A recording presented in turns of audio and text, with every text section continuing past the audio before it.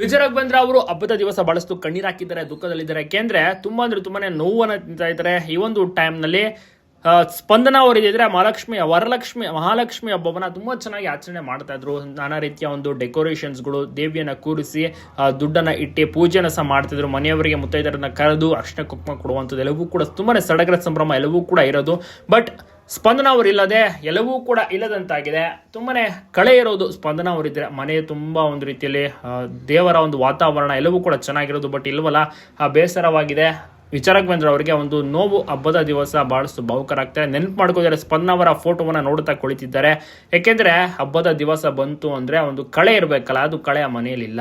ಸ್ಪಂದನ ಅವರು ಬಹಳಷ್ಟು ಚೆನ್ನಾಗಿ ಪ್ರತಿಯೊಂದು ಹಬ್ಬವನ್ನು ಕೂಡ ಆಚರಣೆ ಮಾಡ್ತಾ ಇದ್ರು. ವಿಜಯ್ ರಾಘವೇಂದ್ರ ಅವರಿಗೆ ಎಲ್ಲವೂ ಕೂಡ ನೆನಪಾಗುತ್ತೆ, ಮಿಸ್ ಮಾಡ್ಕೊಳ್ತಾರೆ. ನಿಮಗೂ ಕೂಡ ಇಷ್ಟನ ಈ ಒಂದು ದಂಪತಿ ಜೋಡಿ? ಅದು ಯಾರು ಕಂಡ್ಬಿತ್ತೋ ಗೊತ್ತಿಲ್ಲ. ಸ್ಪಂದನ ಅವ್ರನ್ನ ಕಳ್ಕೊಂಡು ನಾವು ಈಗಾಗಲೇ 2 ವರ್ಷಗಳಾಗುತ್ತಾ ಬರ್ತಿದೆ. ತುಂಬಾನೇ ಅದ್ಭುತವಾದಂತ ಅಂದ್ರೆ ಜೋಡಿ ಅಂತಾನೆ ಹೇಳ್ಬೋದು. ಎಲ್ರಿಗೂ ಕೂಡ ಇಷ್ಟವಾಗಿತ್ತು ಈ ಒಂದು ಜೋಡಿ. ಈಗ ಎಲ್ಲರೂ ಕೂಡ ಮಿಸ್ ಮಾಡ್ಕೊಳ್ತಾ ಇದ್ದಾರೆ ಸ್ಪಂದನ ಅವರನ್ನ. ಎಲ್ಲಾ ಕಡೆ ಫೇಮಸ್ ಆದಂತ ವಿಜಯ್ ರಾಘವೇಂದ್ರ ಅವರು ಇದೇ ರೀತಿ ಯಾವಾಗಲೂ ಕೂಡ ಖುಷಿಯಾಗಿರ್ಬೇಕು, ಒಳ್ಳೊಳ್ಳೆ ಸಿನಿಮಾಗಳನ್ನ ಮಾಡಬೇಕು ಅಂತ ಜನರು ಕೂಡ ಬಯಸ್ತಾ ಇರೋದು.